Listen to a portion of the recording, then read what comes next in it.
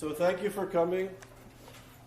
You know, I was at a lecture yesterday. Somebody said this is not church or synagogue. If anybody wants to move up to the front, you're very welcome. You're welcome if you want. Okay, feel free. So I'm going to be. You ready? Okay. So today we are fortunate to have a brilliant younger scholar, Alon Segev, who's here. He teaches continental philosophy at the University of Illinois. He received his doctorate degree from Haifa University in Israel, which was followed by numerous grants, fellowships and grants, teaching positions, including the Lady Davis grant, which I had a couple of decades ago at the Hebrew University. He was a postdoc at the Hebrew University from 2002 to 2003. He was the Max Planck Menerev grant and teaching and research position at Heidelberg University. He was there from 2003 to 2008, and he was a visiting professor at Stanford and at Pittsburgh University. Alon Segev has published extensively on various topics, including ancient and modern philosophy. He's presented papers literally around the United States and internationally. His recent book, which is how I found out about Alon, is Thinking and Killing, Philosophical Discourse in the Shadow of the Third Reich, which was published by De Grunter in Berlin and in New York in 2013.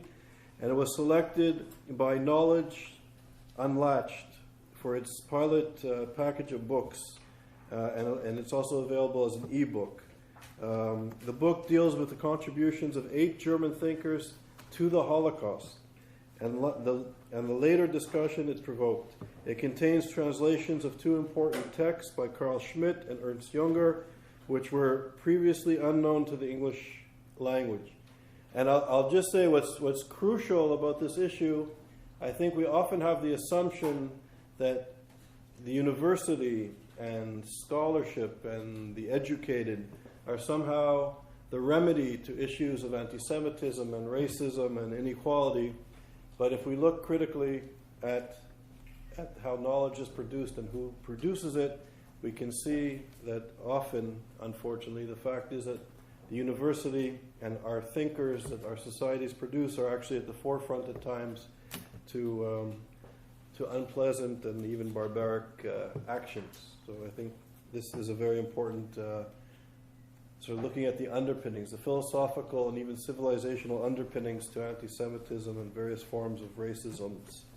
Alon is currently researching the ideological background to the student movement in Germany, particularly as it concerns the Holocaust and contemporary attitudes to Israel. He gave a seminar on this topic to the advanced students of Hebrew University. He has a new book in preparation on the political readings of Descartes in the 20th century.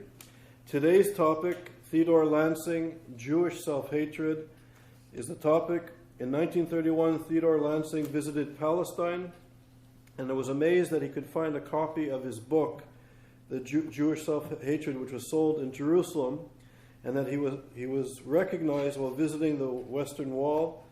Among the admiring readers of Lessing's book was Gershon Scholem and Max Brod, 2 important Jewish thinkers from Germany. Today his work is completely forgotten, and Lessing would not be recognized by anyone at the Wall these days. Lessing coined and introduced into the discourse on anti-Semitism the term Jewish self-hatred. His book on the topic marked his personal turn from self-hatred to Zionism. And unfortunately, perhaps, it's a timely issue. So, Alon, thank you for being here, and we welcome you to our seminar.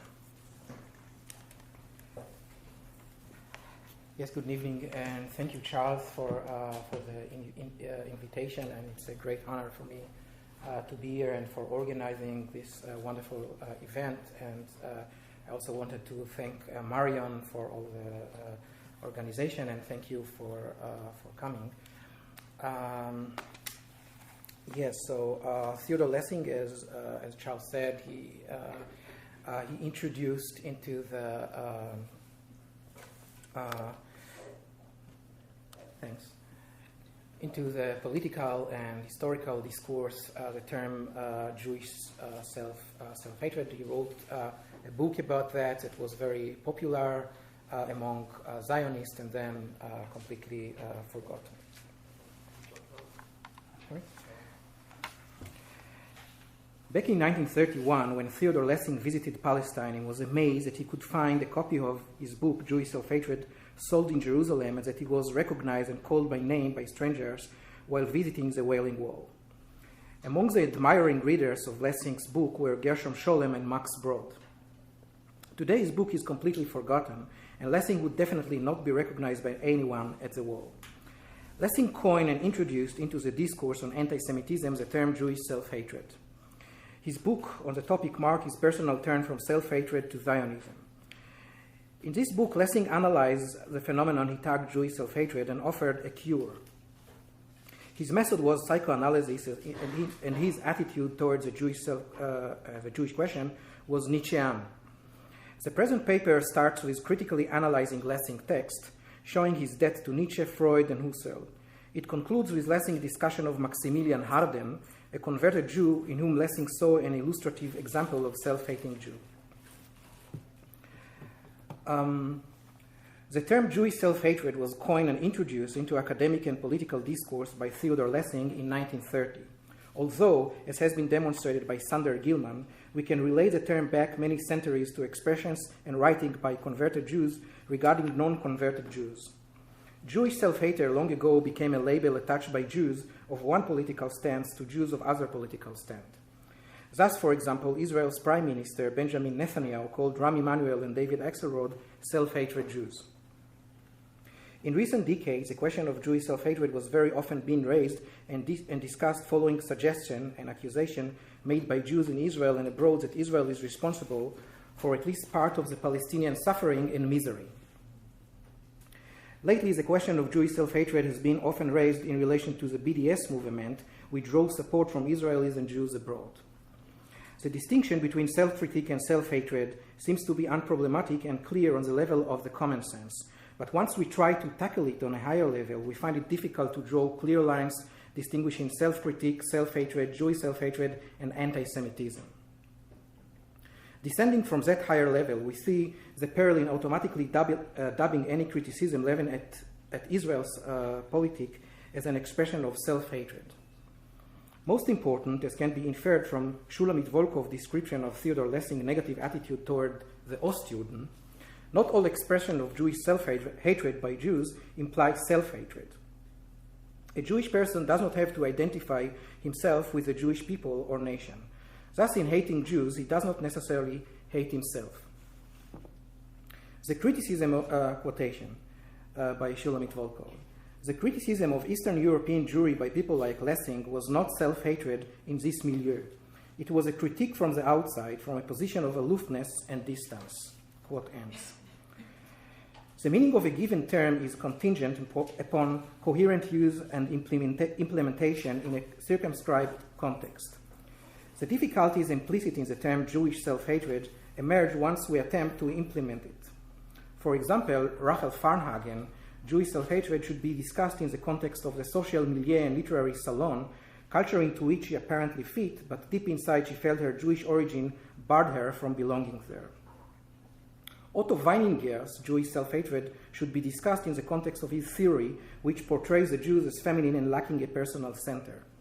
For Weininger, women also lacked such a personal center, but contrary to the Jew, they could find it in their husbands.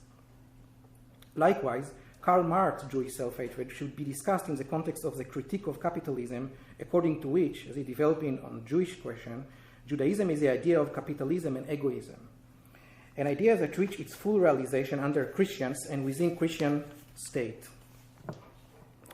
Quite differently, Karl Kraus and Anton Kuh, Jewish self-hatred should be discussed in the context of the Zionist movement that began in the late 19th century. Sander Gilman, in his broad study, Jewish Self-Hatred, which focused on anti-Semitism and Jewish self-hatred in German-speaking zones in Europe from the 12th century to the period after the Holocaust, suggested language as a key to understanding Jewish self-hatred. Thus, any occurrence of anti-Semitism and Jewish self-hatred should be traced back to the peculiar language spoken by Jews or to the relation between different spoken language or jargons. Hebrew is conceived as a secret language of witchery and corruption that molds and forms the personality of the Jew, and then Yiddish is conceived as an inferior German dialect spoken by inferior humans.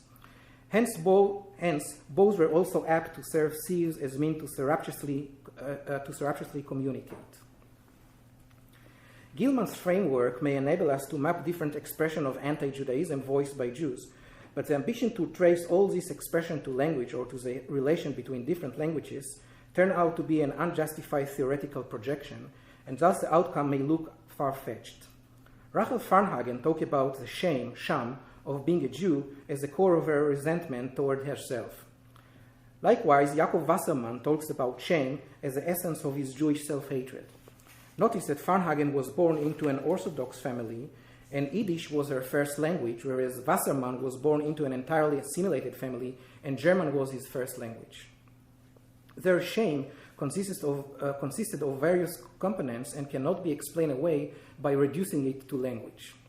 Moreover, in the case of Fritz Mautner, who was probably best known today for his contribution to the philosophy of language and his influence on Ludwig Wittgenstein and Samuel Beckett's attitude toward language, Gilman's attempt to trace back the Jewish otherness to spatial Jewish use of language seems to me to be unfounded. The materialistic aspect of language, so Mautner in his memoir, is an essential fact about language as such and not of any specific language.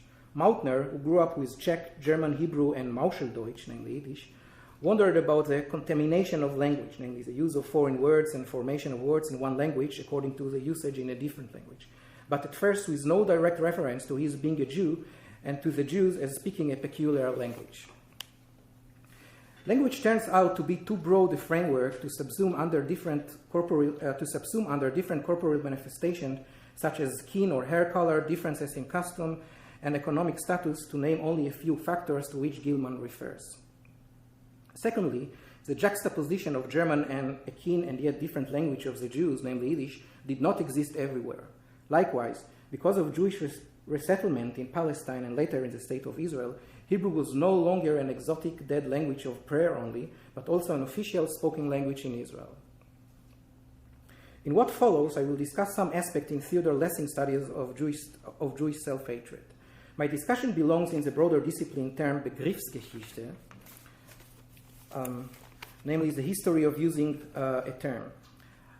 I have no pretension providing answers to the questions of how to distinguish between self-hatred, self-critique, Jewish self-hatred, and anti-Semitism.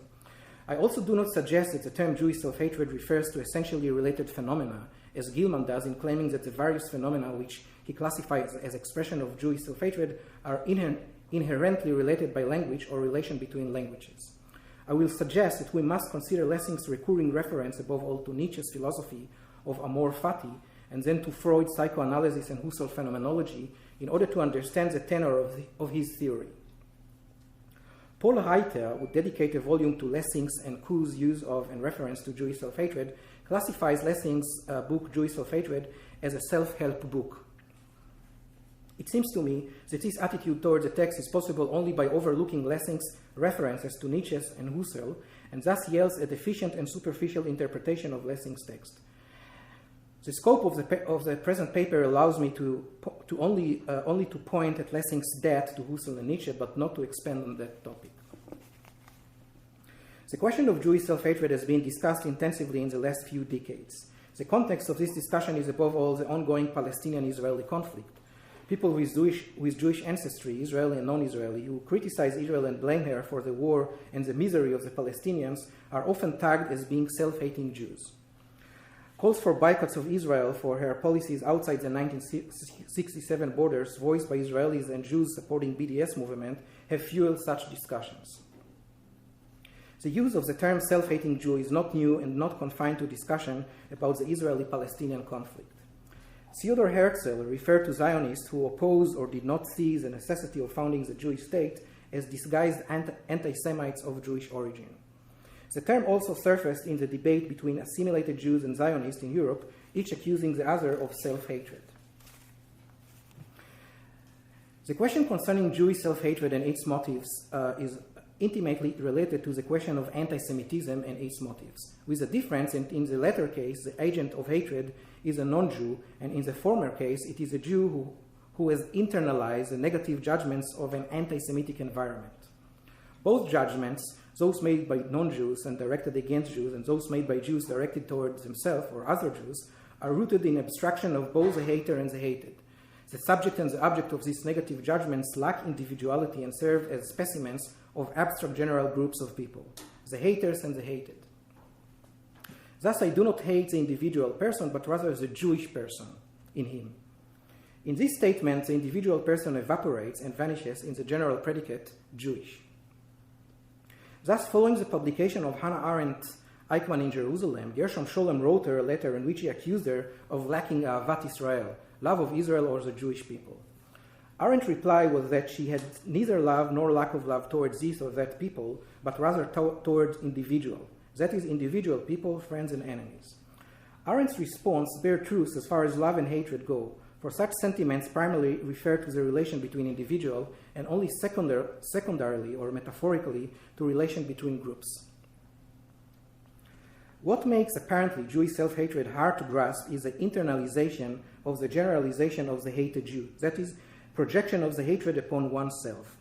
That is to say, the hated person internalizes a general idea or image of Jew, which the particular person hates.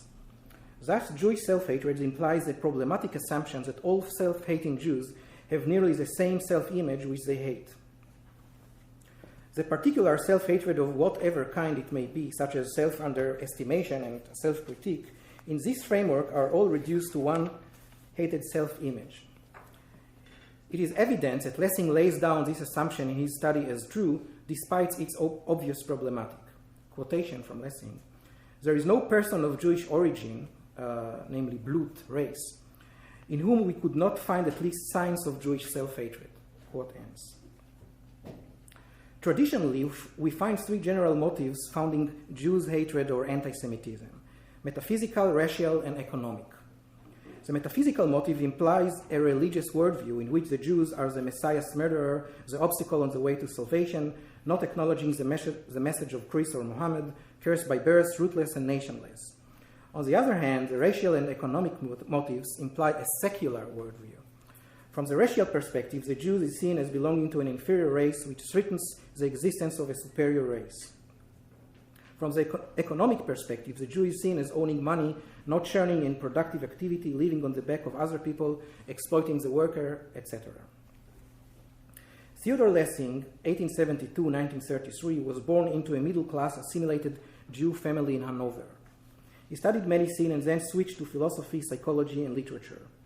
By that time, he had converted to Christianity, and as he later admitted, had himself become a self-hating Jew.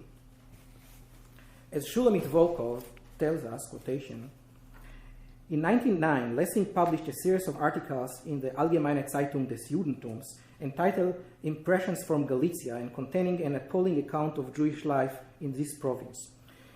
Despite his preference for life over intellect, Lessing was shocked at what he saw. In a synagogue in a small town, he suddenly found himself amidst loud crying, mad gestures, general excitement, and restlessness. I was practically shaking with fear at this prayer, he recounted. I got sick. I forced my way out and fled away. Lessing's articles provoked sharp criticism. His unabashed nausea at the sight of his brethren was shocking even for some of the regular, often similarly disposed reader of the Allgemeine Zeitung des Judentums. Nevertheless, they were published in full in this respectable journal and were apparently not entirely unacceptable to the Jewish readership at that time. Quote ends. Following an anti-Semitic incident he experienced in the school where he taught, he returned to Judaism and became an ardent Zionist and even visited Palestine in 1931.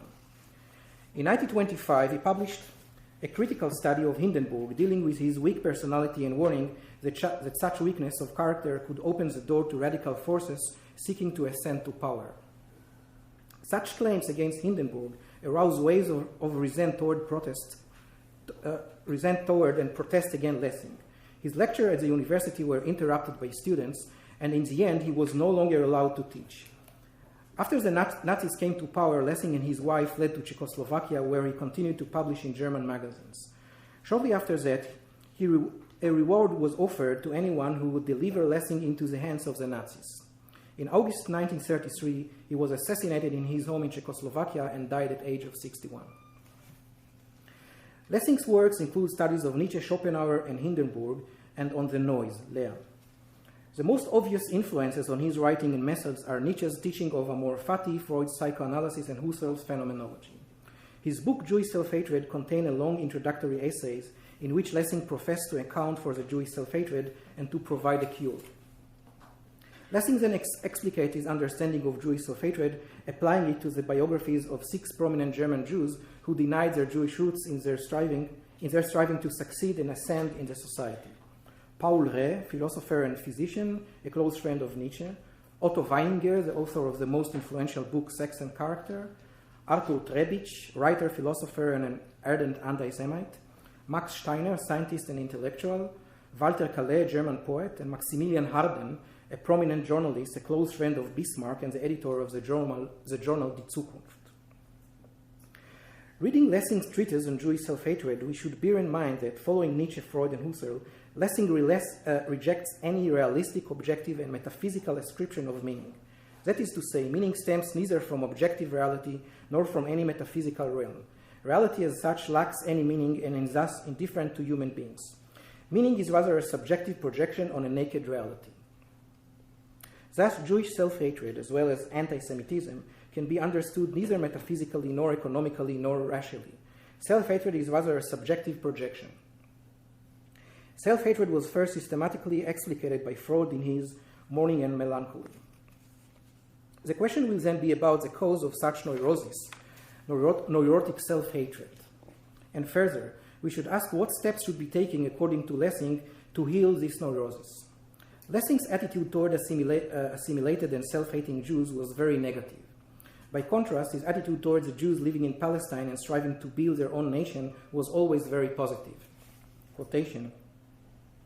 Disgrace on all sons who, in order to have the worldly luxury of Western cosmopolitan cities, prefer to dedicate themselves to literature or to pursue an academic career, instead of carrying stones on the road to Jerusalem. Quote ends. This produces the impression that Lessing has an answer to the questions of the cause of neurotic self-hatred and can offer a cure. This impression will turn out to be misleading. Lessing starts his discussion of self-hatred by focusing on the feeling of guilt. Reality is, according to Lessing, bereft of objective meaning. Meaning stem from rather a subjective projection carried out by the individual upon reality. Bad things that befall me have as such no meaning, neither destiny nor intention to afflict me. They rather gain their meaning through my subjective projection of meaning upon reality. I project or ascribe guilt or fault to something or somebody else, and thus I give them meaning and account for their occurrence. I, for example, explain my suffering by ascribing it to other people to whom I attribute the source of my suffering and cause of my grief. It is also possible that I may project guilt or fault upon myself. It is my own fault that something bad has befallen me. Also, one's human nature mainly tends to blame others for bad things that befall oneself. With Jews, Lessing claims, however, it is different. The Jews, following 2 millennia of persecution and suffering, always project guilt upon themselves. We suffer, are tortured, and killed because we are guilty and thus deserve it. Self-hatred relates back to the Jewish Christian practice of confession, vidui, and thus reflects a universal phenomenon.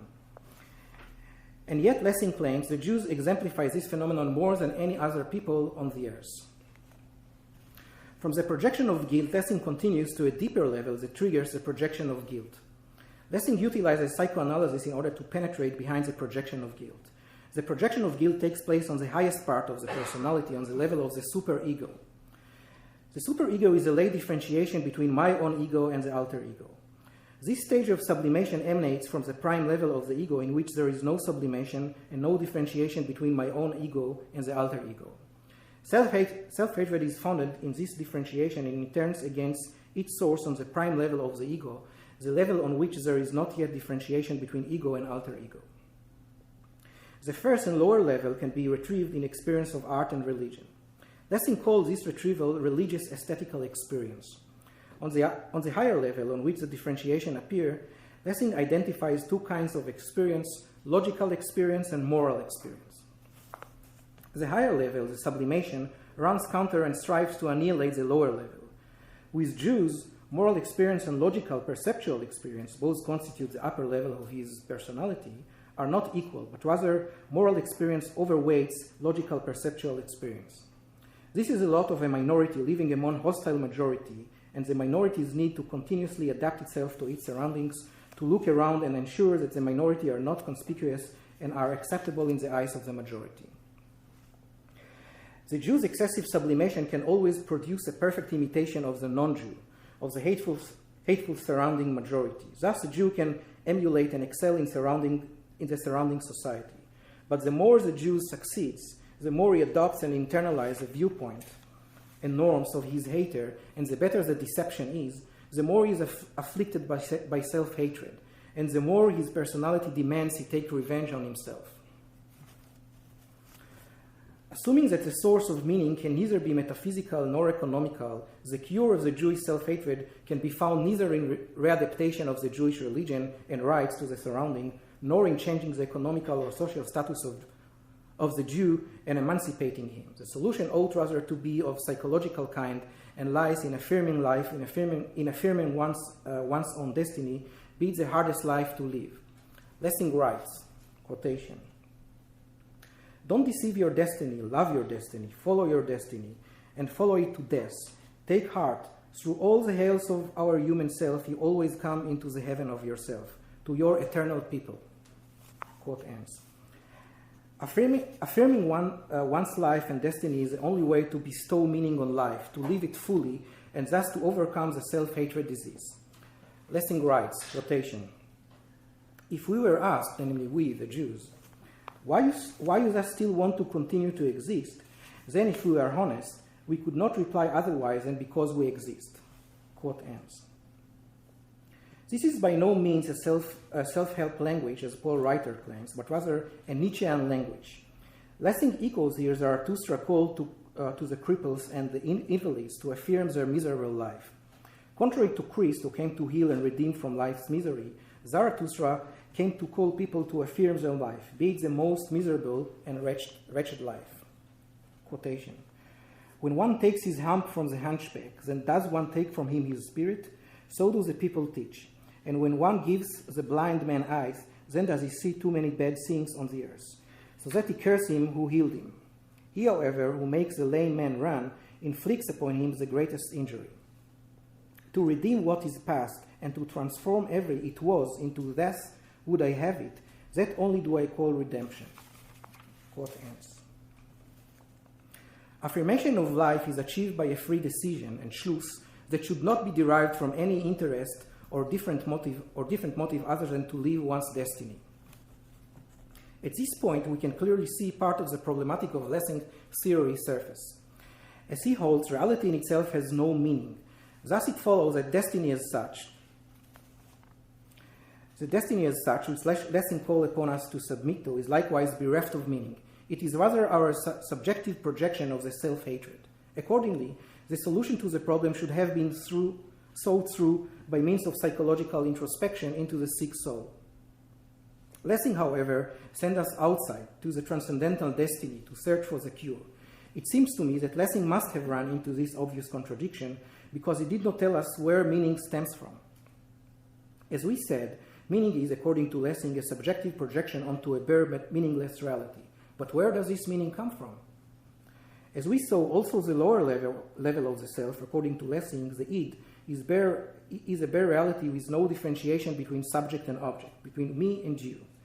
Thus, also the source of the self lacks any meaning. Hence, also the self must get meaning from outside itself. Thus, in the end of the long, complicated intellectual journey to which Lessing took us, we are left with no explanation to the origin of the self-hatred, and likewise with no cure. Of all the 6 biographies of German Jewish intellectuals in Lessing's book who were haunted by self-hatred, I find the last one of Maximilian Harden the most interesting. It is also the most detailed one. Lessing himself was friendly with Harden and thus had more access to his biography. Maximilian Harden was born in 1861 as Felix Ernst Witkowski in Switzerland. Harden was born to a Jewish father who was a silk handler. His brother was the influential banker and politician Richard Witting. When he was 12 years old, Harden's father forced him to leave the French gymnasium in Berlin. At the age of 13, in 1874, he completed training as theatrical actor and joined a wandering theater group, leaving no clue to his family of his whereabouts. He changed his name to Maximilian Harden and converted to Protestantism. Beginning in 1884, he worked as a theater critic and published under the pseudonym Apostata. He was co-founder of the Free Stage Association and reorganized the German theater in Berlin. In 1892, he founded the magazine Die Zukunft, in which he published art and political critiques. He became friends with Bismarck and directed most of his sharp critique against Bismarck's successor, William II, exposing homosexuality among his advisors in order to discredit his reign. This publication caused great damage to the reigning house and led to lawsuits and proceedings against Maximilian Harden. More important for our purpose, Harden published in Die Zukunft anti-Semitic articles, the most famous of which is Rathenau's anti-Semitic article, Höre Israel, Shema Israel. Rathenau was himself a Jew and later the foreign minister of the Weimar Republic. In this article, in which he admitted that he was himself a Jew, Rathenau wrote regarding the Jews, quotation, "Strange sight, within German life an isolated foreign humankind, glaring and ostensibly dressed with nimble hot-blooded conduct, on the scent of Mark Brandenburg, an Asian mob." Quote ends.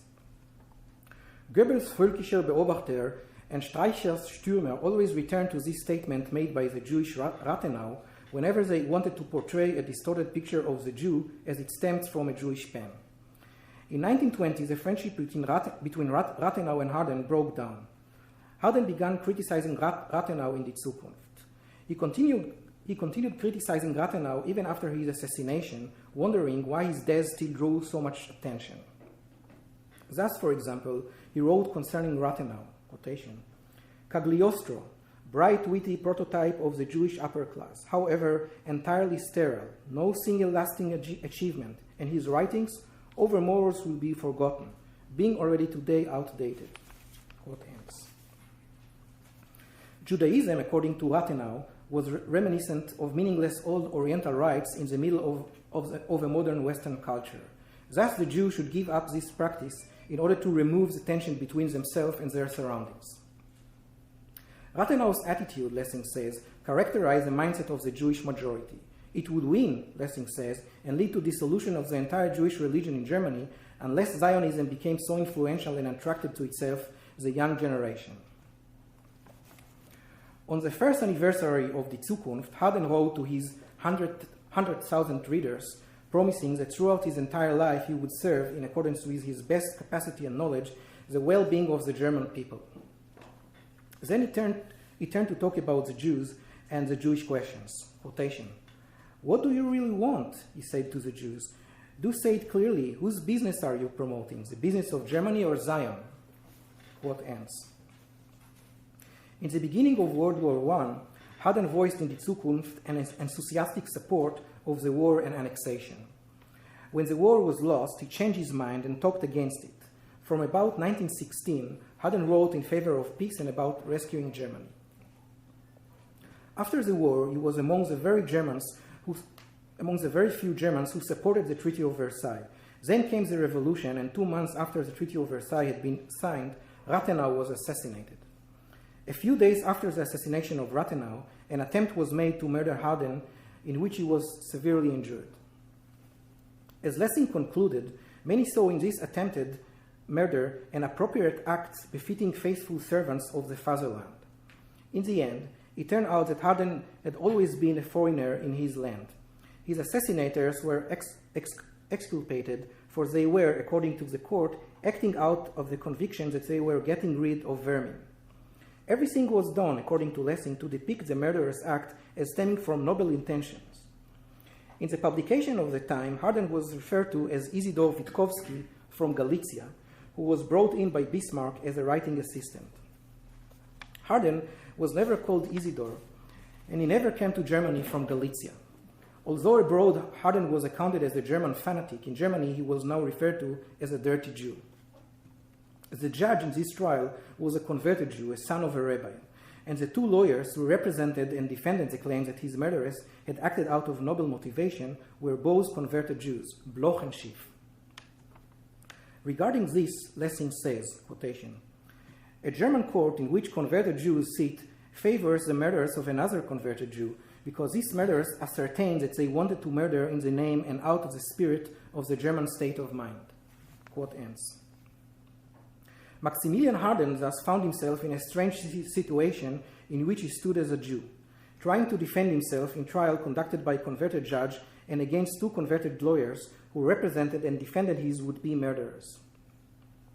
And thus, in addressing the court, Harden says that if he were not a Jew, the court would decide the case differently and would not acquit his near assassins.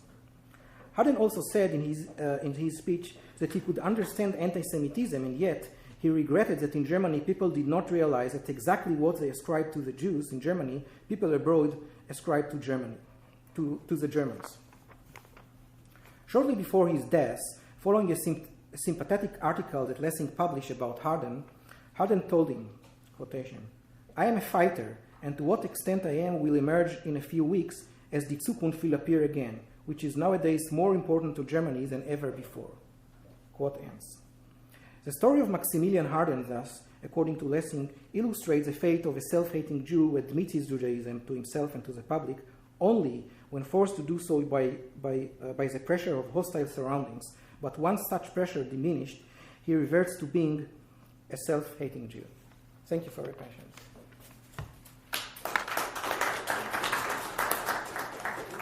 We'll take some questions. Professor Amsel, would you like to? I'm putting you on the spot, perhaps, but Professor Amsel is a professor here at Columbia in psychology. Thank you. Well, thank you for that paper. Thank you for that wonderful paper. The question I had is that when we look back at assimilated Jews in Germany, it's from a historical perspective, it seems obvious to us what the temptations were, right? The temptations were to try to assimilate, to try to leave Judaism and be part of this larger cultural society. Yet it seems to me that in the U.S. today there are parallels and disparallels. In some ways there is no such parallel because we live in a postmodern society, at least among the intellectual elite. We live in a society which is multicultural and supposedly participation in the goods of the larger society don't require abandoning your roots. And yet, right, within the institutions we see so many Jews who find themselves identifying with BDS and with anti-Israel, and it seems so clear to some of us that that is the same, deriving from the same need to participate in a kind of an elite. Yes. So I wonder if that, first of all, I have two questions for you. First, did my question make sense? And secondly, if it did, could you answer it? Yes, I agree with you. You know,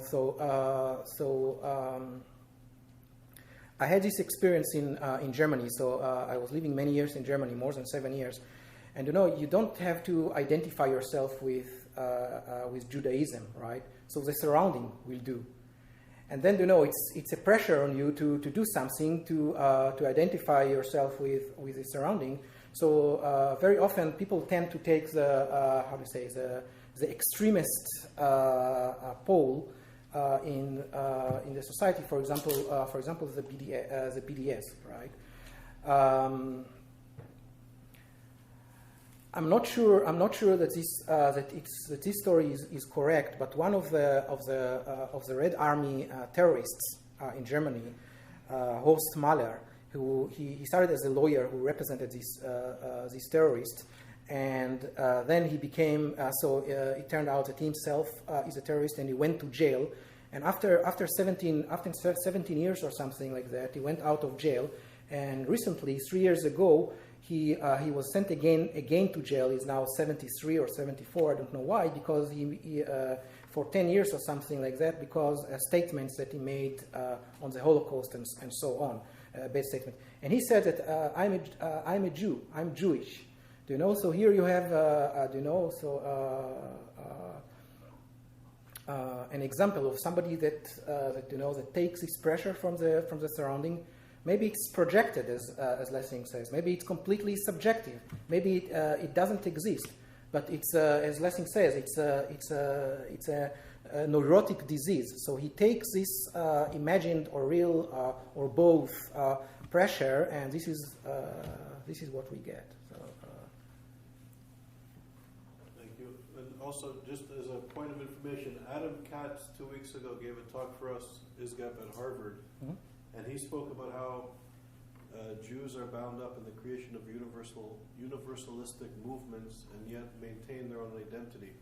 So, yes. Larry, this sort of postmodern moment, we're also encouraged to abandon our fixed identities. There is pressure to become the new Jew or the new American or the new yes. elite. Yes. So Adam Katz, it's a very interesting article. Yeah, I was just reading the day Austria declared war on Serbia. Freud had, this is the greatest thing that ever happened. I feel like a man. The Austrian-Hungary, the empire, the dual monarchy is finally stepping up, being, real. It's not passive. It's not that he's being aggressive, and that's what he felt that a certain kind of malehood was about. And I think there's an element of self-hating, anti-Semitism. It eliminates a certain passive, feminine mentality of a Jew. I can be that tough guy. Bringing to hating yourself. The picture of the Cossack with the mustache and the saber who hates the Jew. In other words, you're bonding with that kind of image out of the weakness. So it is compensatory, and in that case, I think Freud showed, whether he wanted to or not, his reaction was partially coming from that kind of world. Thank you. Yeah, I just had a question about your discussion of Lessing's influence, Nietzsche's influence on Lessing, and specifically this principle of yes. amor fati, yes. to love one's destiny, one's yes. fate. How did he deal with what seems like a tension between that principle on one hand and Zionism on the other hand, which would be a kind of fundamental transformation of one's state? Yes. Thank you very much. So I hope that I got you, but if not, so please correct me. He says two apparently contradicting things. So there is the amor fati, the love of your destiny, and he sees in this destiny. Okay, so it's your destiny to be a Jew. So don't try to avoid it. Don't try to escape it. Be a Jew, even if it means the worst life on the earth. So this is your destiny, right? But on the other hand, so your destiny is something that comes from outside, right? It's like the destiny of the cripples or the invalids in Zarathustra, right? So they have to affirm their destiny. They have to affirm to accept their destiny, their life, right? So likewise, the Jews should affirm, should accept their lives. It's not clear whether he talks here about their life in Israel, in Palestine, or in Europe as minority. But it's clear that please, no assimilation here. Assimilation is the opposite, right? Assimilation means not to accept your destiny, not to accept your lot in life, and then you end your life as Maximilian Harden did, right? So he was. He was enforced to admit that he is Jewish. Yes, after people tried to assassinate him. On the other hand, there is a thing of this projection. So why destiny, right? So he's talking about projection. Self-hatred and anti-Semitism is something that has nothing to do with transcendental destiny, but rather with inner subjective projection. So I'm not sure that I got you, but well, I think that, it seems that the Zionism from the context of yes. Germany in the 1930s would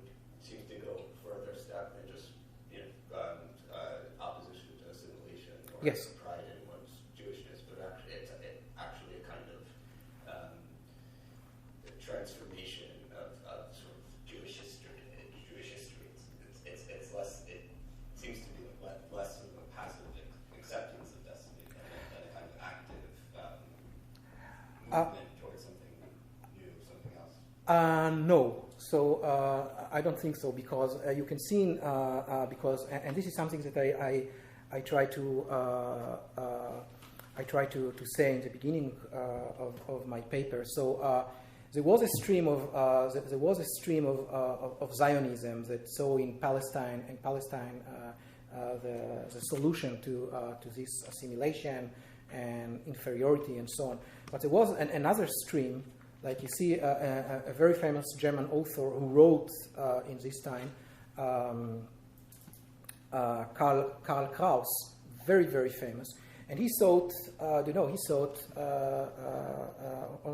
the contrary, that Zionism is the best example of self-hating Jews, because Zionism means that assimilation failed.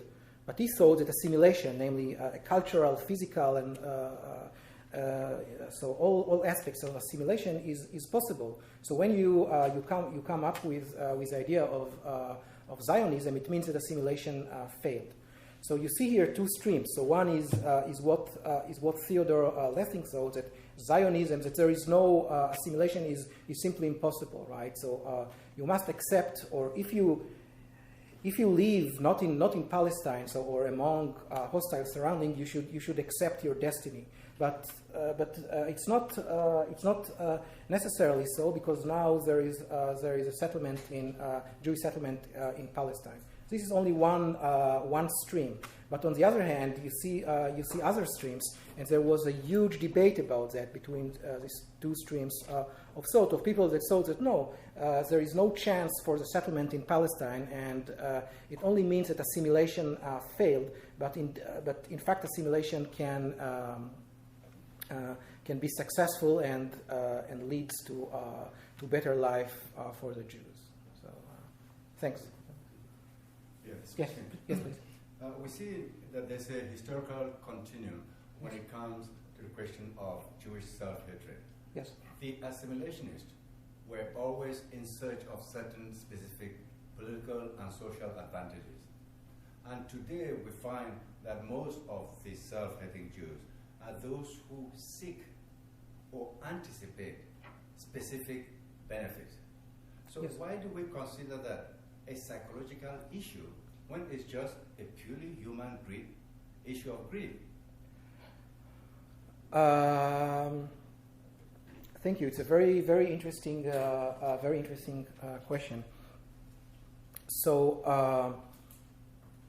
what Lessing would say is that okay, so it's a human. It's in the human nature to try to better their life, and assimilation is one option. But in the case of the Jews, it's simply impossible. So assimilation can be only on the surface. So only on the surface, deep inside of the person, assimilation is impossible, and it leads to neurotic disease, or as it is in the case of Maximilian Harden. So he was sure that he's no longer a Jew, and he was a German patriot, and so on and so on. But he was called a dirty Jew one day. People started calling him dirty Jew because he supported the Treaty of Versailles, and then he was assassinated. So this is the point of Lessing. Yes, so you are right. So maybe the best way to do when you live as a minority is to assimilate, right? But he says, okay, so maybe, but not in the case of the Jews. With the Jews, it simply doesn't work. So I'm not sure that he is right, but this is what he would. I was just saying that yes. The neurosis is caused by the self-hatred. Yes. The neurosis doesn't cause the self-hatred. Mm-hmm. It is the self-hatred that causes yes. the neurosis. Yes. Because the anticipated advantages of assimilation never come Yes. Because there is never any successful assimilation. Yes. Yes. So I agree. Thank you. So if I can follow up a little bit, so you were saying, to what extent is Lessing influenced by kind of the racist thinking of the time? Because in a sense, you're talking about people believed in the innate nature of different racial groups. Very good question. It sounds Yes. like Lessing is sort of emulating the philosophy of the moment. Yes. Of course. So he started. First of all, he was very good friends with Ludwig Klages, who was is a very famous Nazi philosopher, and he believed in race and all these mythologies of German superiority and so on. So he was a very good friends with Ludwig Klages, of course, and he was part of the youth movement in Germany. That, of course, that the Nazis took over many things from them and so on and so on. But then, and he also converted to Christianity. And one day, somebody told him, "Be careful! You're not a real Christian. So you are a Jew." And then he was attacked. And then he converted back to he reverted to Judaism, and he became a Zionist. So he thought that this is the only solution maybe for the Jews. But of course, he was heavily influenced by all these philosophers or ideologists of race. Yes, it wasn't. And they believe you can't escape your. Yes. Yes, and this is something that we can also see in the later Lessing when he talks about Jewish destiny. You cannot evade your Jewishness. Thanks, Charles. Any other comments or questions? So I have another question, if I may. Okay. Is there anybody else? I don't want to take up too much. Can you you mentioned Hannah Arendt in passing. I know it's not central to the paper, but her relationship with Heidegger. Yes. And you mentioned Shalom's letter to yes. He accused her of being self-hating. Yes. Could you speak a bit about Hannah Arendt's Jewish identity and sort of being connected to a Nazi thinker and what her connection to Israel and self-hatred in your view is? I think that thanks. It's a very good question. So it's complicated. So I think that my cousin Jay, who sits here, so he told me that these people didn't suffer from self-hating, but rather they were in love with themselves. And I think that in the case of Hannah Arendt is a clear example of this. So she, as I brought a quotation of Rathenau who talks about the Jews. He himself was Jewish. Who talks about the Jews as Asian mob in Germany. So this is exactly the language that Hannah Arendt used in order to portray the Jews in Israel. So there is a correspondence between her and Karl Jaspers from during the Eichmann trial. And she refers to the Jews in Israel in the worst terms, and of course she wanted. So she was a typical person with this ambition to assimilate, to be better than the Germans. So for example, she hid always the fact that her grandma and grandpa didn't speak German properly, but rather German with a very, very heavy Russian accent. And so you see,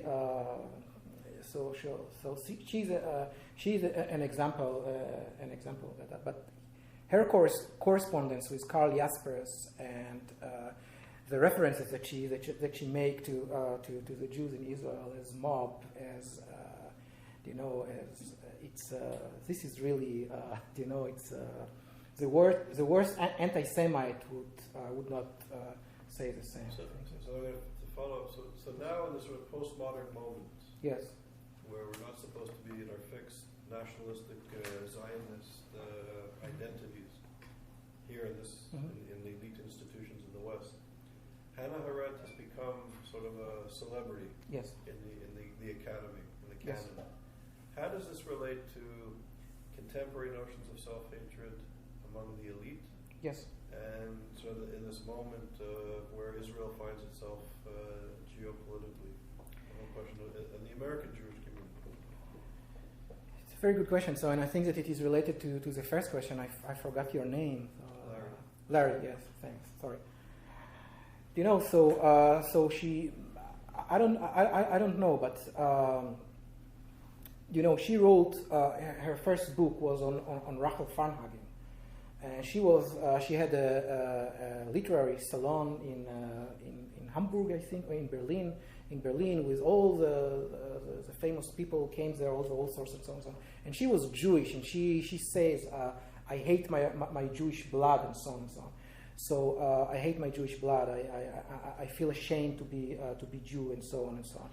And so this is the first book of Hannah Arendt. She wrote on Rachel Farnhagen, but the book is very personal. You know, it's not a real academic book, but I think that Hannah Arendt had some or felt herself or had a deep sympathy with Rachel Farnhagen. And I think that it is the same. It is maybe it goes to what Larry said, to this direction, that you know that she tried to adopted the extremist pole of the society, or the extremist attitude toward Judaism, towards the ghetto, and so on and so on. And you see it in her book on Eichmann in Jerusalem. So the way that she talks about the Jews.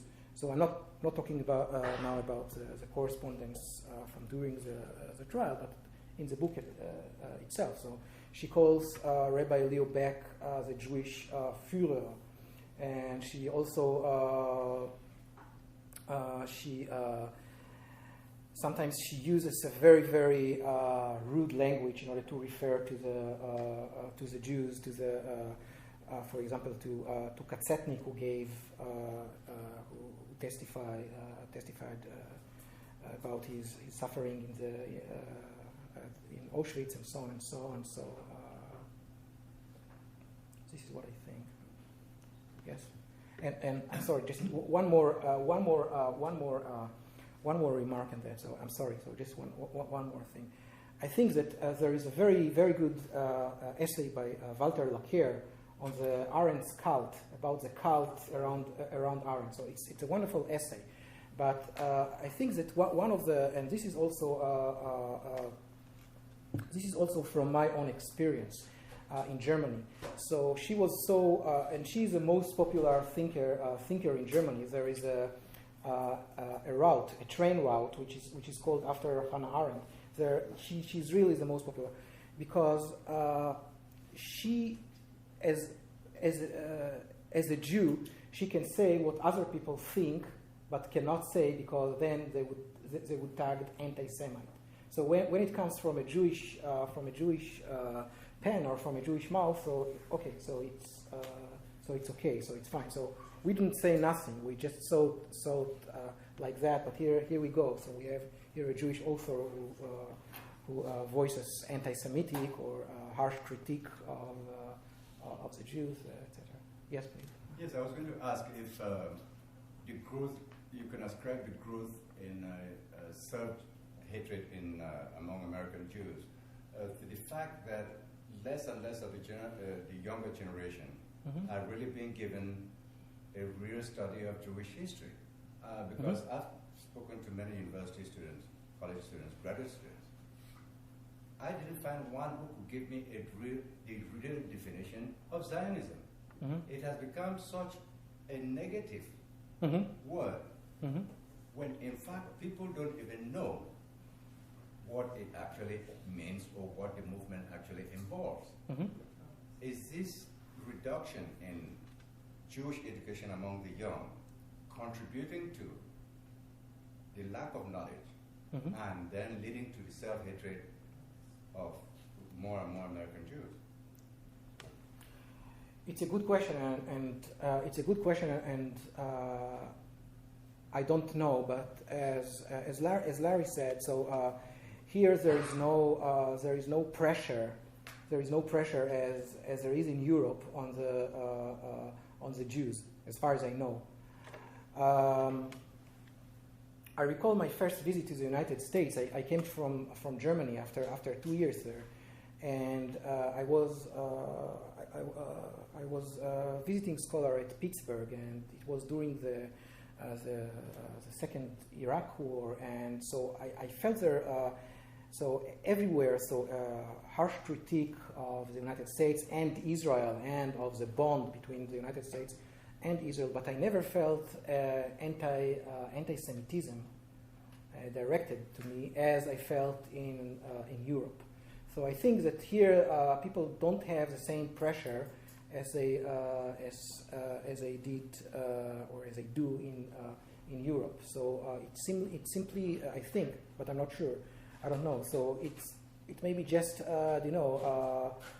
process marriage with people who are not Jewish, lack of education, as you said, surrounding or society which doesn't put pressure on you because you're Jewish, and so it's a natural it's a natural process of mixing in society. But I don't know. I'm not sure. Yes, Larry, please. Alon, I don't believe that in Eichmann in Jerusalem, Hannah Arendt ever refers to the Israelis as simply Jews. She refers to them as Israelis, the national identity of a young state. Mm-hmm. Okay. So, reasonable people can disagree. Supreme Court Justice Ruth Bader Ginsburg Mm-hmm. made a very clear statement on the protests surrounding the opera, the death of Klinghausen. Mm-hmm. Well, would you consider her self-hating, anti-Semitic? Reasonable people can disagree, even within the tribe. Mm-hmm. Second, another historical figure, some contemporaneous with Hannah Arendt, who enjoyed extraordinary power, Mm-hmm. was Margherita Sarfatti, Mm-hmm. who was left her husband and children and position. The husband was a banker, very successful, Mm-hmm. and was Mussolini's consort, slept with him for 20 years, Mm-hmm. and was a principal architect of culture under the regime. Mm-hmm. Okay. How would you compare her with Hannah Arendt? Hannah Arendt left Germany, fled to France, worked in refugee aid, Mm-hmm.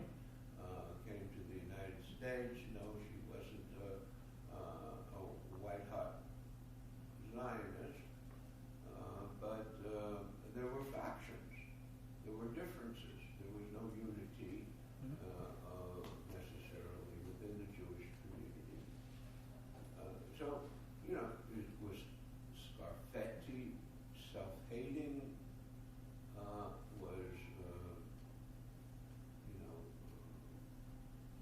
Why is Hannah Arendt self-hating when,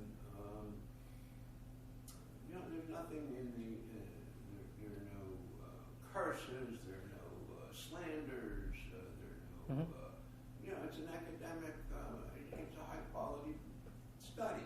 Mm-hmm. Just some thoughts for you. Mm-hmm. Well, Sarfatti had a salon in Rome. Ezra Pound spouting his filth of that anti-Semitism there. She was also playing the violin, at Einstein's bed when he had a cold day. I mean, it really is both sides. You really can't, and I'm sure you can make the same statements about Hannah Arendt too. I'm not so sure that the conversation that went on in those smoke-filled, rooms up in Westchester or New Rochelle where she's living we're always kind to the Jews, or in effect we're always, pointed. People get out there, and you're not responsible for the person's comments, or are you? I don't know, to be honest. If you invite Ezra Pound to a soiree, you're going to expect to hear a lot of garbage that's going to offend you. I think there's a responsibility. Columbia University's invited people here, and there's been a big discussion about that. Should that person be allowed to be here, and so that this kind of spouting goes on? I don't know. That's a real tough one. I think that yes, yeah. You mentioned Karl Kraus. Yes. Condemning Zionism as a true form of Jewish self-hatred. Yes. Precisely because the assertion of Zionism Yes. that Jews should properly assert their identity uniquely Yes. and distinctively among other peoples in Yes. the world would be a denial of what I guess Karl Kraus took to be the proper fate of Yes. Jews, which would be to transcend their particular. Yes, exactly. And It's a very perhaps that theme should be explored. That is, there's a dichotomy Yes. between those Jews who see their proper fate in Yes. transcending and leaving behind yes. the primitive Yes. tribal association Yes. with Jews and Judaism, and going on to a larger Yes. whole. And those Jews who see their proper fate that they should embrace as in realizing whatever good they can accomplish through embracing Yes. a relationship with their heritage and people. Yes. It's a very good point, and thank you that because I just only by passing mentioned Karl Kraus. Yeah, so this was one of the side of the argument about the state of Israel and about Judaism, whether the settlement in Palestine is an example of self-hatred, or rather overcoming self-hatred, and so on. So Karl Kraus, I think he wrote very bad things. For example, about Herzl, right? That Herzl, because he wants to establish a state in Palestine, so he's the best example. He's the best example of self-hating Jew, and not only that. So this would lead to a huge wave of anti-Semitism. So the state, or the idea of the state of Israel would necessarily lead to a huge wave of anti-Semitism, because the Jews, as you said, claim now their peculiarity instead of get assimilated. But excuse me, don't you think we are giving credibility to quack philosophers when we talk about those who expected the Jews to transcend their tribal Yes. identity? Because history teaches us that those who tried it in Spain were not spared. In France, the laws, the État des Juifs, the laws of 1943 in France, they did not spare the Jews who for 3 generations had already transcended their primary Jewish affiliation into the greater society. So when we even take critics of Zionism, who said the Jews should have transcended, when these people are not supported by the course of history, they have no standing to make the argument.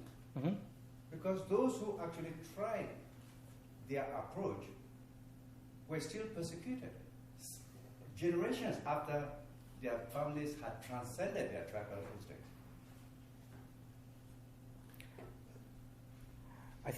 Thank you. I think it's a very good point that you are now making. I think that okay. So but again, so Lessing would reply. I think that okay, so assimilation may seem to be a good solution, but it simply doesn't work. So you see that after second generation of assimilated Jews, such as Maximilian Harden, they are called dirty Jews, and they and get assassinated. So also, if I could, to follow up on this point, which I think is very important. Yes. So, as you were speaking now, and also, I think we have to put into context the context in which this philosophy is emerging, and so the anti-Semitism and the hatred of the other in general. So, as you were speaking, I was thinking of Emmanuel Levinas, and sort of the ethics of recognizing and seeing the other, and how this is the foundation for a just society. Yes. And in the philosophy that we were discussing here, there's a tendency to blame the victim and to focus on the victim. Yes. So how about the ethics and the perception of the other and the treatment of the other and the capacity for European philosophy and society to really, truly, with humility, not with tolerance, but with humility, accept difference?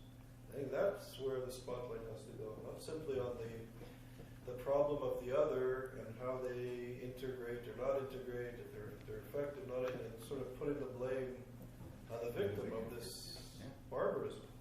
Yes, it's a very interesting point, and I think that it's a very interesting point, and I think that we talked about it when we met at the first time about the book by Alon Finkielkraut about the Klaus Barbie trial. They said, okay, so now we need to accept the others here. So they put people from they put on Barbie trial people who just from different countries who fled to France just in order to give chance to other people to try Klaus Barbie, and it turned out that he did nothing wrong or nothing worse than what people in Cambodia and Vietnam and other countries in the world are doing. So actually, he's not he's man of his time. He did nothing wrong. So all the case and nothing. He did nothing worse than what Israel is doing in Palestine. So nothing. So actually, so he did nothing wrong. So this is it's a very important point. So of course, Levinas has this ethics of the other, of the face of the other, visage, and so on. But you see also a negative aspect that this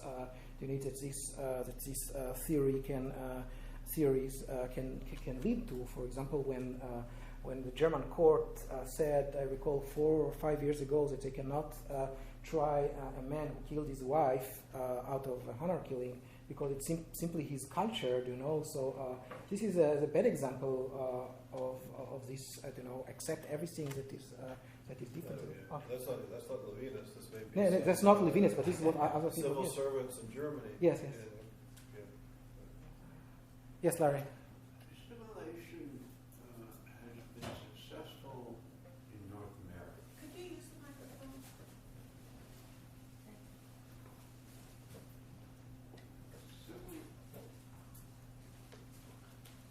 Assimilation, can you hear me? Yes. Assimilation appears to have been successful in North America, in the United States.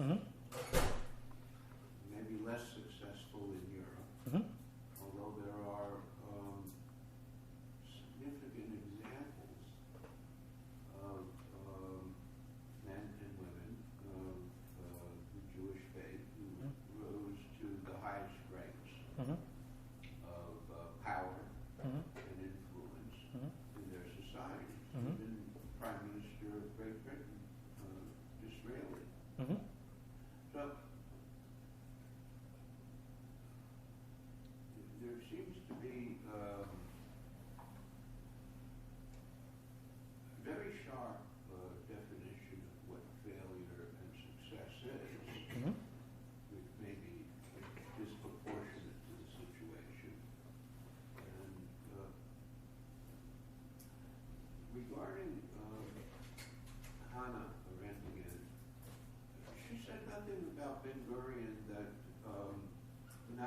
Hagen didn't say to the second power, Mm-hmm. which I critique. Mm-hmm. And we know clearly there was a profound fissure in Mm-hmm. Zionism between the revisionist Zionist faction Mm-hmm. and the labor social democratic faction. Mm-hmm. And they were not friendly disagreements. Mm-hmm. So you can extend the definition of self-hatred and anti-Semitism to include someone like Hannah Arendt, Mm-hmm. but you're taking a lot of liberty. Yes. I think that so this is what Yaakov said, that these people were in love with themselves, and it's very clear in Hannah Arendt. She was really snob. It wasn't self-hating. So she just looked down at the Jews, and she was she was just looking down at the Jews. So yesterday I was at Brown, and historian Omer Bartov said, yes, of course, she was Yeke. This is how Yekes look at other Jews, namely Yekes, Jews of German origin. And then he added, but all originally came from Galicia. But and Elchanan Yakira showed me a book recently about Hannah Arendt, that a new book that by her niece. I can't remember her name, and she says that Hannah Arendt always felt wonderfully in Israel among the Yekes in Rehavia in Jerusalem. Because other people who were in love with themselves, and so that all the rest are primitive Jews, mob, etc. So this is what. What's the difference between that perspective and the Ashkenazi elite and the Jews from Arab countries who settled in Israel and experienced discrimination, received discrimination, class discrimination, tend to ignore the class structure of both Israel and the diaspora? So it's not the Ashkenazi Jews, because Ashkenazi Jews refer also to what she terms Ostjuden or calls Ostjuden. In her correspondence from the time of the trial with Karl Jaspers, you see her writing, for example, about Hausner, that he's from Galicia. He's not a real German. He doesn't speak he's not a real German. His German is not like of the German. And then she talks highly of Judge Landau, because he was a real German. He studied in Germany law. So you see this snobism in Hannah Arendt, and of course she talks very negatively about the Ostjuden, or the Ashkenazis who are not from Germany. I want to say something provocative. Okay, right. Is it so shocking that Jewish intellectuals hated themselves? They had just been enfranchised. Mm-hmm. They were oppressed for centuries Mm-hmm. in this land. Yes. They were just being integrated, first generation, going to universities. And to succeed in a culture Mm-hmm. that was on the verge of exterminating the Yes. Jews. Yes. Is it any wonder that those who were trying to go through the halls of power and success hated the culture that was despised to the core for centuries? That's number one. And number two, going back to some of the issues here, but Jewish self-hatred, or the inability of young American Jews Mm-hmm. to defend their own selves in so many ways. I just came from a meeting this afternoon with leaders of the Jewish community. Mm-hmm. Senator Menendez was there. Leaders of the Obama administration who are in Yes. charge of sanctions were there. Senator Lieberman were there, and the leadership of the American Jewish community. In 3 weeks, Yes.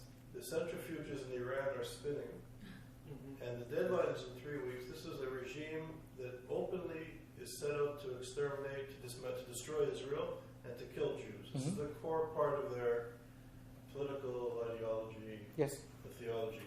agenda. And let me just, to finish, the canon in this university, Edward Said, postmodernity, frowns upon the Jewish notion of self-determination, of Zionism. The Secretary of State is running around the world blaming Israel for jihadism and the peace process in the Middle East. The correlation between apartheid and Zionism by this administration has been consistently through mistakes and overhearing conversations, but it's in the discourse. Yes. This is not 1933. This is not Germany, but there are very serious issues, and I would say pressures on the American Jewish community to kind of walk this tightrope. And I think in the General Assembly, when Obama praised the second in command of the Muslim Brotherhood to the General Assembly, praising him. Now, this is a movement that calls for the Muslims to finish the work of Hitler. And the President of the United States, the most powerful country in the free world, endorsed the second command, the Sheikh from Qatar, in the General Assembly in front of the world. And we were, the intellectuals, the Jewish community, the human rights community in this country are silent.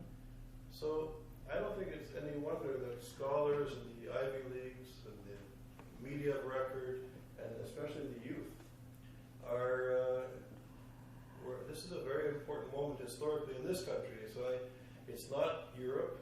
The anti-Semitism here is different, but it's here. And I think our community is, our intellectual community and the Jewish community is struggling with there's stuff in the discourse, and there's an elephant in the room. Yes. I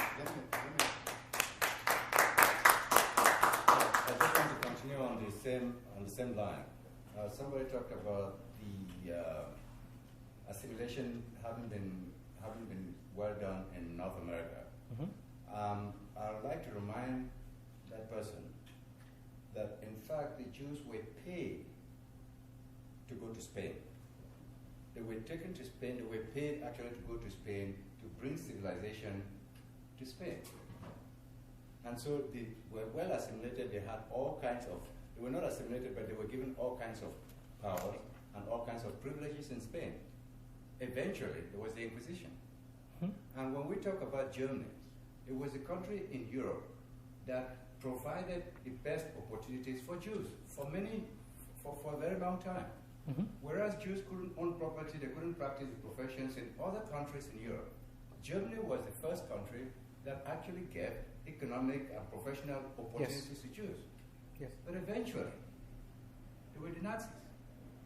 So the idea of assimilation ever being a success is an illusion.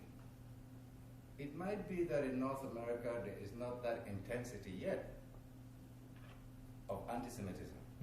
In the 17th century, you couldn't say that about anti-Semitism in Germany or in the 18th century. It was latterly that it started gradually, culminating 100 years later with the Nazis. Yes. So I don't believe in assimilation. If a society cannot tolerate its components for who they are, that society is a dangerous society. And we are seeing it now, the growth of anti-Semitism in the universities in America is at the same level as in Europe. But people shouldn't be fooling themselves. I go around universities in this country, and the growth of anti-Semitism in American universities, where even Jewish students' organizations are even stopped from having their own meetings. It is daily. It is everywhere. Ivy League, junior colleges, community colleges, everywhere. And if people don't wake up to that reality, we pretend that we have congressmen and all the Senate that support the cause of Israel. But I have yet to hear one congressman or one senator stand up and condemn Qatar for its contribution. Qatar is the greatest enemy of Israel today because it is the principal sponsor of both Hezbollah and Hamas. Not one senator of the 100 who pretend to be supporters of Israel has stood up to say anything about the United States taking action to stop Qatar from sponsoring Hamas, from sponsoring terrorism against Israel. Not one, not even Schumer.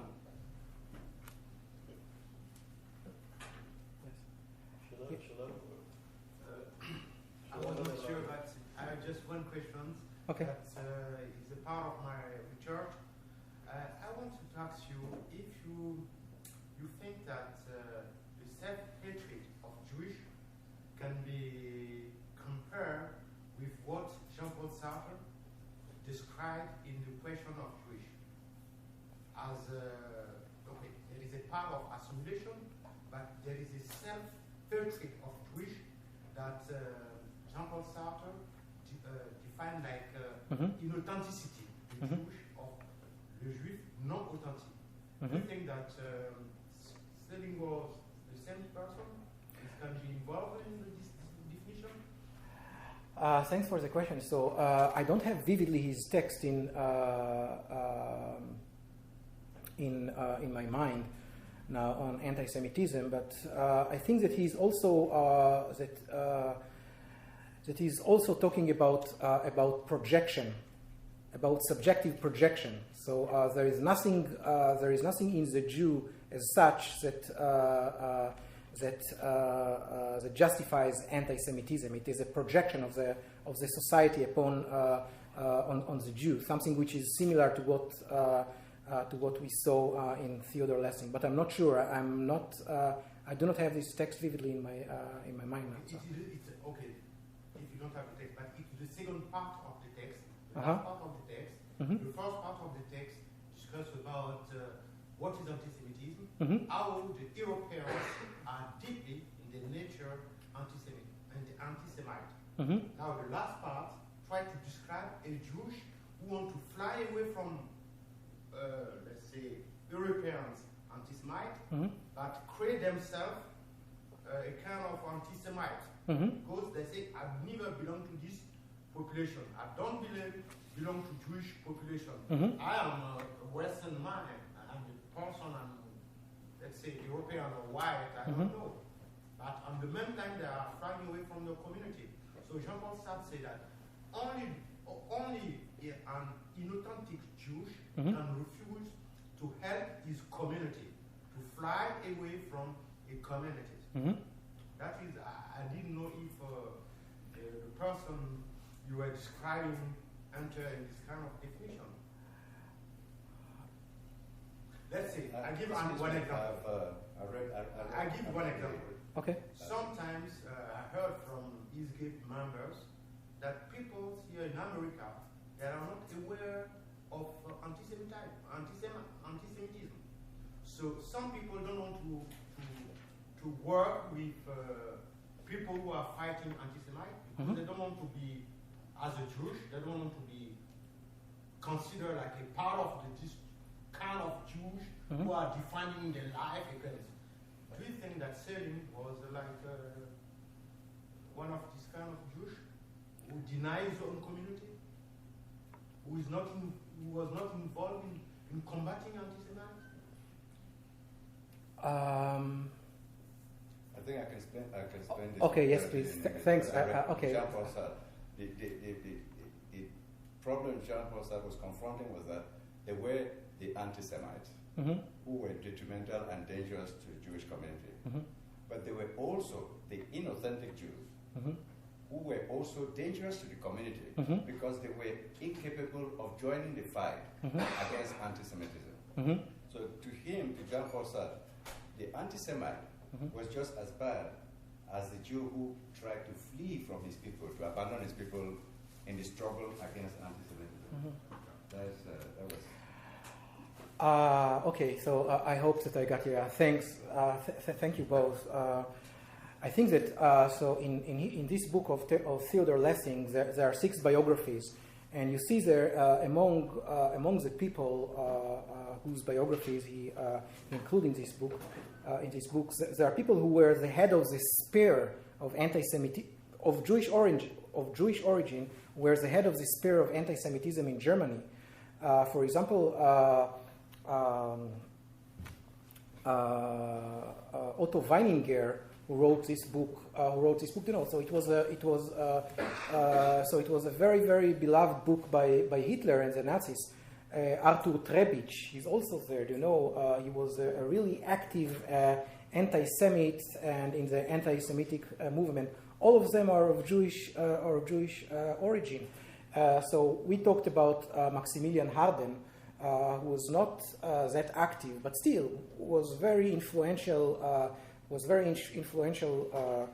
Person in the German scene before the First World War and between the war, and he published a very intellectual, respectful magazine, The Future, Die Zukunft, and he published there lots of anti-Semitic articles and statements. And as we read here, a statement by, or a quotation from Rathenau, who was also of Jewish origin, against the Jews, and so on and so on. So you see, from the examples of Lessings where he stands. So, a couple comments on things I've been hearing. As far as Hannah Arendt is concerned, I'm a trauma psychiatrist. I work with people who've been traumatized. If anyone were to suggest that any of the victims, for example, of rape or people who had their parents murdered, who I treat, if anyone was ever to suggest or to use the phraseology that those who committed those crimes were banal, anybody were to say that, then not only would the victims of this trauma be outraged, but the entire academy right now, with its sensitivity, would be outraged at characterizing the victimizers as merely banal. To me, Hannah Arendt's phrase and her argument, therefore, represent an emotional denial of the Holocaust. It's an emotional denial of the Holocaust. It is a lessening of the crime. Its goal is a lessening and reducing of the crime, and it's an emotional denial of the Holocaust, which is nothing less than disgusting. Point one. Point two, what's happened in America, and I was raised Orthodox, and I left Orthodoxy, and my savior, the Messiah, was the American Academy, and it was my Messiah. Got into Columbia, Yale. This was the American Messiah, the new Jerusalem on the hill. It was a wonderful place, and it actually was. And over the last 20 years, what I have watched is the decrepitude of this through the works of Chomsky and Said and all of these kinds of people who have turned the American Academy into an Israel-hating and an America-hating distortion of itself.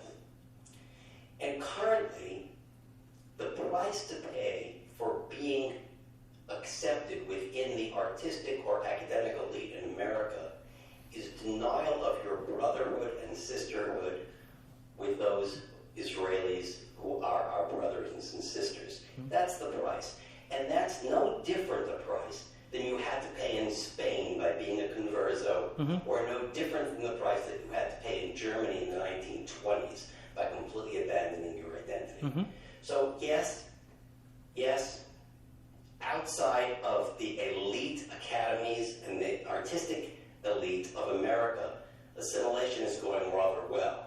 But within those elites, and these elites, by the way, are becoming the political elites as well, within those elites, we are back to a 1920s style. Abandon your Judaism in the form of discredit and disavow your connection to Israel if you want to be an accepted Jew. I hope that's not overwrought. Thanks, I agree. I agree, and so with Hannah Arendt, of course. So I wrote in my book, there is a chapter on what she means by banal. So why she doesn't call. I wrote in my book, there is a chapter on the banality of evil of Hannah Arendt. I agree with what you were saying, and I asked why she calls Eichmann banal and not a person who sacrificed his life in order to rescue Jews, right? So so why Eichmann did, and it's clear from recent studies that he wasn't banal, that he wasn't normal, but so there is a wonderful book by Bettina Stangnet. I don't think that there is yet an English translation. It's relatively new, 2012 or 2006. Bettina Stangnet. What language? German. It came out of Knopf, just published. Yes. And you see that he was not banal, and he was not that he wasn't just a cog in the wheel that follow orders and so on and so on. That he improvised a lot in order to increase the number of the murdered Jews, and etc. etc. etc. So I agree with that. Regarding your second point, that we are back in the anti-Semitism of the 19th century, I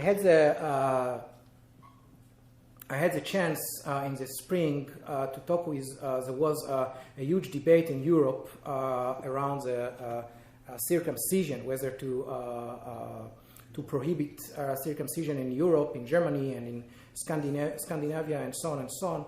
And it was a huge debate, and I had the chance to talk about that with John Efron. He's a historian in Berkeley, and he told me that it's only apparently a medical issue and a law issue and so on and so on. All the prejudices against the Jews, the most prejudices against the Jews, are in the background of this discussion.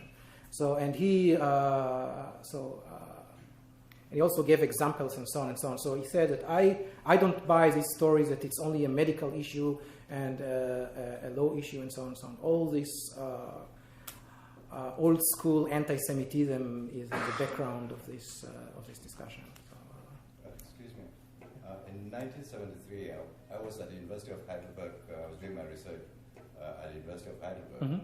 And I had a distinct privilege of meeting Albert Speer. He had just been released. Yes.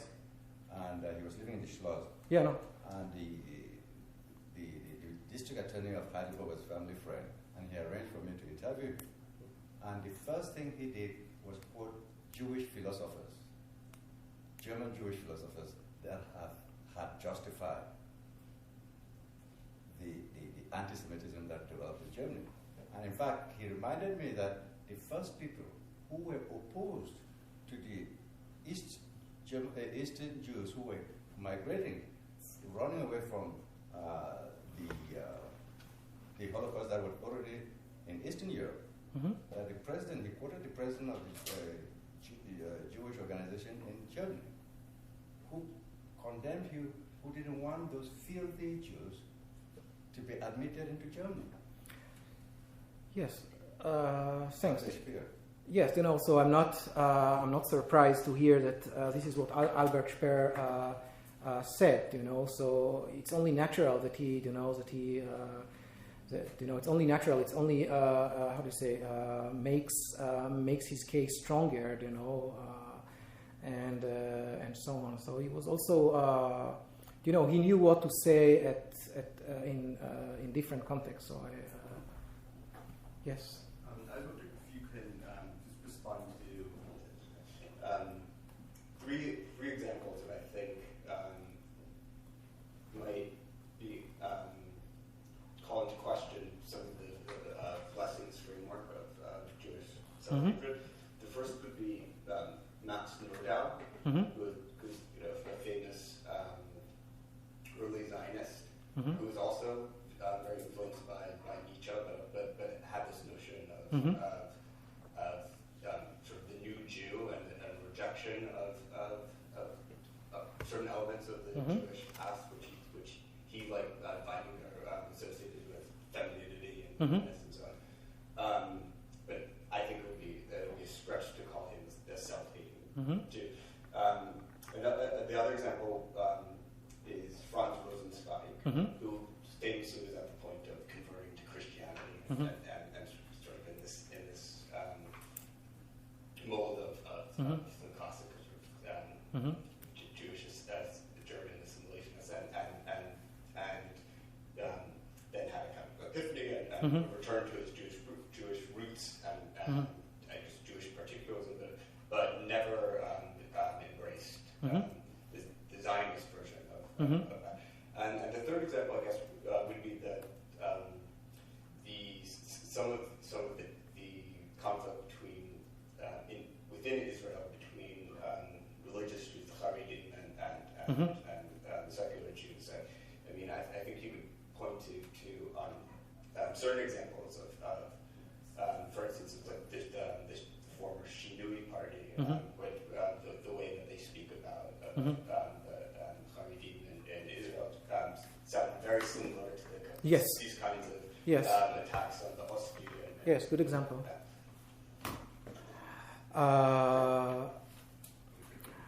I'm not familiar with the work of by Max Nordau, so I read things, but I'm not familiar with him. With Rosenzweig, a little bit.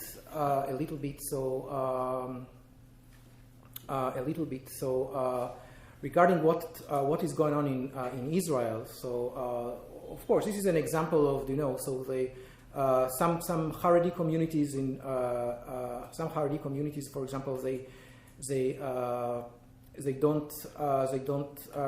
disrespect the Day of Independence in Israel, or they don't stand in the Memorial Day of the Holocaust and things like that. And they also say that, okay, why we don't do that? Because you are not real Jews, yes, and vice versa. So the secular Jews say, okay, so you are not real Jews because you disrespect, or you don't celebrate the Day of Independence.